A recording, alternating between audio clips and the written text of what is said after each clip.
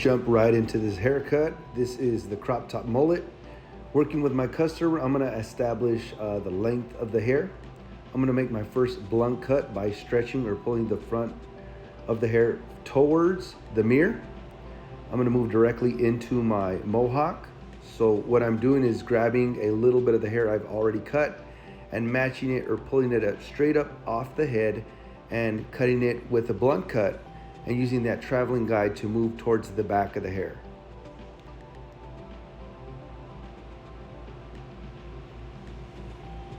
We're gonna go ahead and repeat the process now using a little bit of the mohawk section that we already cut and extending it to the right side of the head.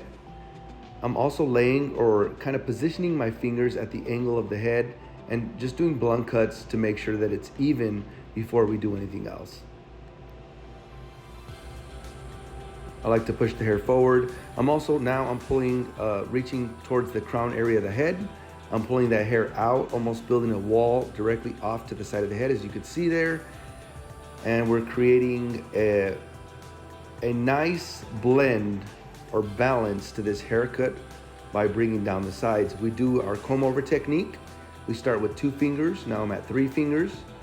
And as we move, almost getting to where the ear stops, we're gonna kind of start getting a lot longer as we extend to the back of the mullet. We're gonna go ahead and rotate the chair. As you can see, the right side of his hair is cut, the left side is not. What we're gonna do is take a little bit of the section that we previously cut and just match it to the other side.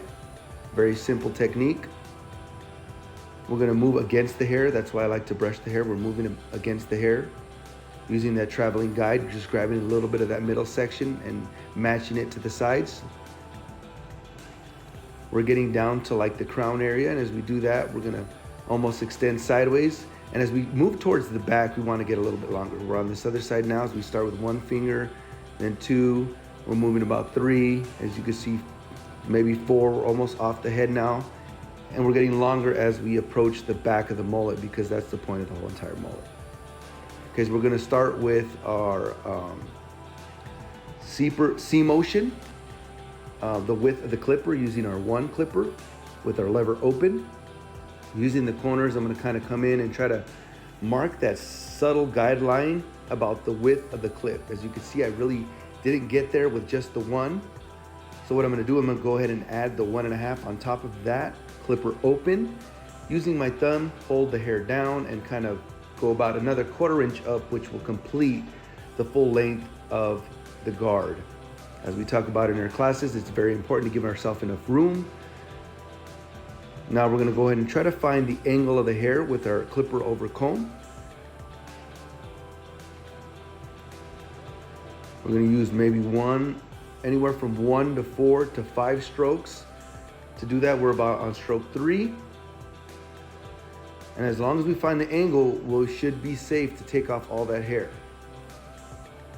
I'm gonna kind of come and touch back, just using a little bit there to make sure that our tapered is blending nicely into the back of the hair. Although we don't cut the back, we wanna make sure that the sides do blend nicely into the back.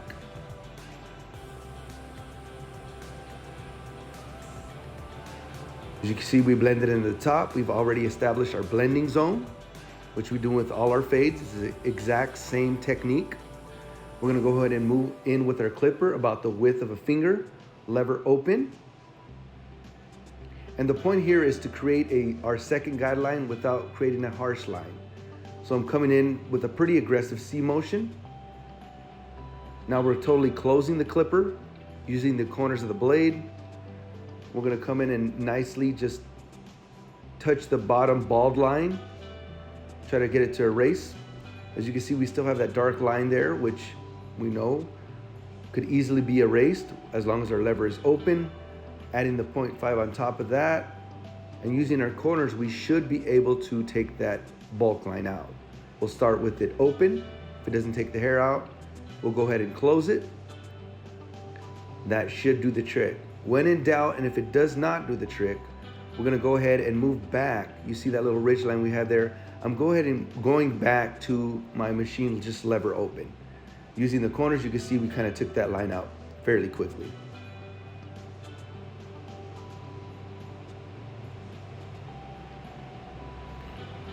We're gonna add a foil shaver.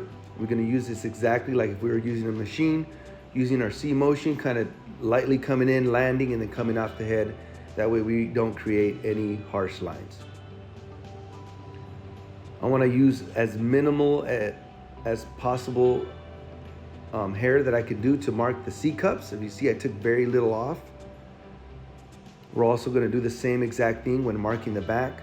With the mullet, it's very important to mark under the line and not on top of the line. As you see, I'm kind of lifting the hair. I want to get all the top hair out of the way. It creates a nice messy look when the hair lays or overlays under a clean neckline. As you can see, kind of that corner poking out right there. I want to make sure I move that out of the way before I do any line. As you can see, that corner that I kind of grab and pulling on there, I'm moving out of the way and I'm marking under. You can see that's a nice side shot, nice blending and balance of the mullet, nice taper.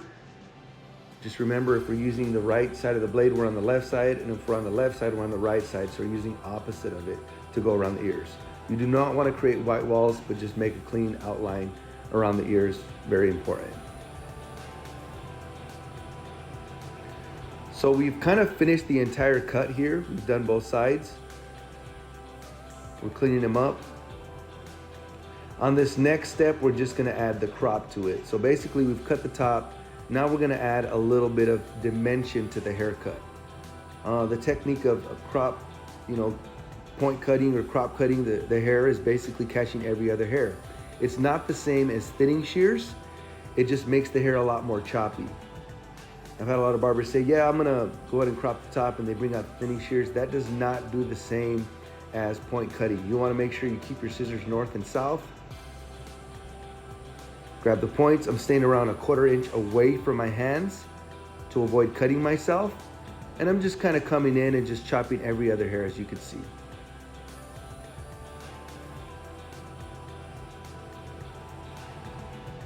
A lot of people ask the length of the hair. Is it important? How far down do I go to crop top the hair? Well, the rule is this: don't go down more than half of the hair. You want to stay about 1/4 the length of the hair. So it just depends on what the hair length is. That's how deep you want to go. If you go too deep, you can actually cut a little too short, and what happens is the hair will actually stick up and some of the hair will lay down. It just won't be a good look. So I'm going through the whole entire head because I want to create this look on both the top of the head, and even though this video is called crop top, we're trying to do it all over the head, including the back. Creates that nice choppy, that modern look that people are using nowadays. We want to go ahead and add a little bit of product. I want to go against the hair, kind of brushing it back and then going up on it, because I know the hair is going to lay down and I know the hair is going to push forward as well. So there you go, nice balance and blend to the whole entire haircut. Although we've created a mullet, we've blended it and we've created some good balance to where it doesn't have any overhang on the sides, and it's pretty long and rocks out in the back. Kind of using my fingers to manipulate the hair, just got a little bit more texture, as you can see. Got our nice tapered look, blended and balanced it into the top of the hair and the crown section. Same thing on this side. Nice and tapered, nice and clean around the ears, with a nice choppy look both on the top and the sides. There you go, crop top.